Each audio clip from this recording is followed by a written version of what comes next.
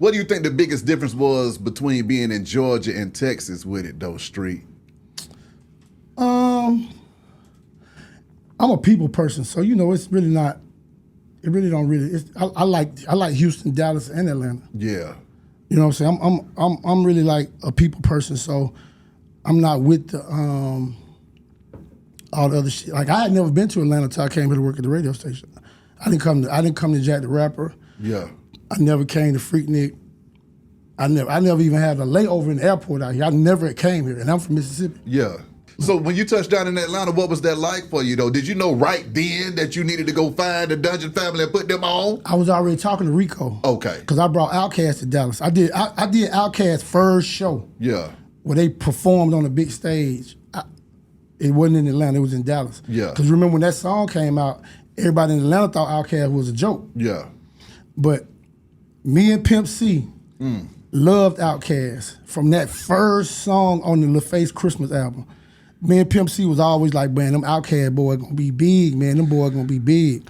And you always hear Big Boy and Dre talk about when they came to the Bond Factory. Yeah. And that was the show that really put the Bond Factory on the map. But I used to bring all the artists to the Bond Factory. Arrested Development. I was cool with Speech before I got here. Yeah. I was cool with Rico. I never seen him.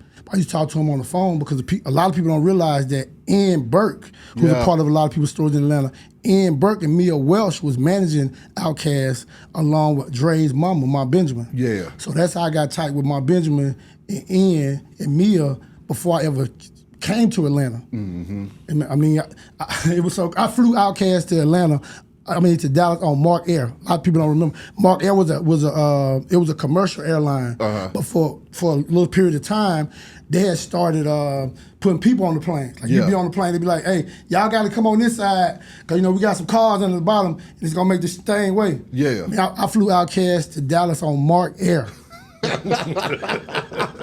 How did you feel when you saw them take over the game and then also being a pivotal person in cultivating the Atlanta hip-hop scene? Because when they started with the Dungeon family, did you feel like in the next 5 to 10 years this was going to be the hottest space for hip-hop? After the album dropped? Yeah. And you heard Ain't No Thing and Get Up and Get Out, you heard these songs? Yeah. It was like, they about to be out of here. And then the crazy part about it, after I moved here, I did every in-store. They like my brothers, because I knew them. They knew that I loved them for real. They knew and they know that I loved them for real. Yeah. It wasn't about no money. It wasn't about them doing me no favors or me doing them no favors. It was just like I was a fan of their music. Like most of the artists, people don't know, most of the artists that I mess with is like people that I'm a fan. Yeah. You know what I'm saying? I like what they doing. I like the sound. I like what they saying. It's something that I think I have an ear for that. Exactly. So, like, people always ask me about the double album. The whole idea was, for that project was, after we had been around each other for so long, and he and Dre go with me talking about, man, I don't want to rap them old songs no more. Like, people don't know he had started that shit, like, way before y'all knew. He would go into me on Stankonia and AT Aliens and be like, man, I don't want to rap them old songs no more, man. I can't see myself. Like, he was on that long time ago. My God. Yeah. So when they started talking about doing solo albums, I remember one Sunday, sometime we would go to Mom Benjamin's house. Yeah. It was before she had built her new house in outside the city, but she lived off Columbia Drive. Yeah. It's Columbia Drive. Make that right. Go to that further subdivision on the left. You didn't know she lived over there. That's where Dre mama lived, right in your neighborhood. Wow. But we was over there one Sunday. Yeah. And the crazy part about it was the day. They weren't really paying attention. They was paying attention because that was the day Big Boy had told us he got his girlfriend pregnant. His other girlfriend pregnant. So, and they was talking about this solo project. I was like, listen, bro, y'all don't need to put no solo album out because the industry is gonna tear y'all apart. You know what I'm saying? If one of y'all albums sell more than the other ones, the industry is gonna kill it. It's gonna kill a brand. Like y'all got 3 or 4 classic albums. And if y'all kill this brand right now, it's gonna be stupid. So I said, I tell you what y'all do.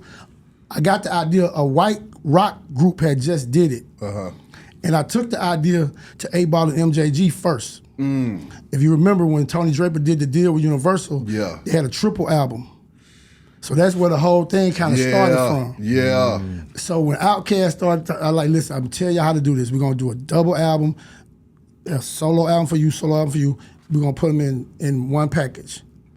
But it was one piece of the puzzle that I thought was genius that I came up with that they didn't do, and that was to have the first single be a song that both of them was on. That could be on both of their albums. Yeah. But the one, like, just say Big Boy got the song, and he got C-Bone on it. Yeah. And Dre got the song, and he got, say, Slim Calhoun on it. Yeah. And then on the video, you see just Dre and Big Boy verse. Right. And then you put Slim and what's called in the video. And C-Bone in the video to make it all make sense. But they just, they did the double solo album, and it became the biggest selling album in hip hop history. But only because it's a double album. Yeah. Because one album counts as two. Come on. So that was my whole mindset from the whole marketing plan and preserving the Outkast brand and preserving their legacy. Yeah. Because even though they was big at the time, they wasn't as big as they are now. They wasn't as big as they were after Speaker Box Love Below came out. Working closely with Rico Wade, though, man. What was your relationship like with him behind the scenes, helping to move the culture forward? Man, Rico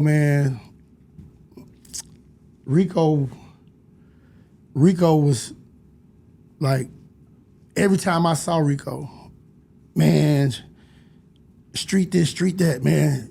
Play the whole Goody Mob album on the radio, man. Outkast this, Outkast that, blah, blah, blah. Man, street came down here and blah, blah, blah. Like, Rico was like, there's like 4 or 5 people that I'm affiliated with that's like, that had that level of appreciation. Yeah.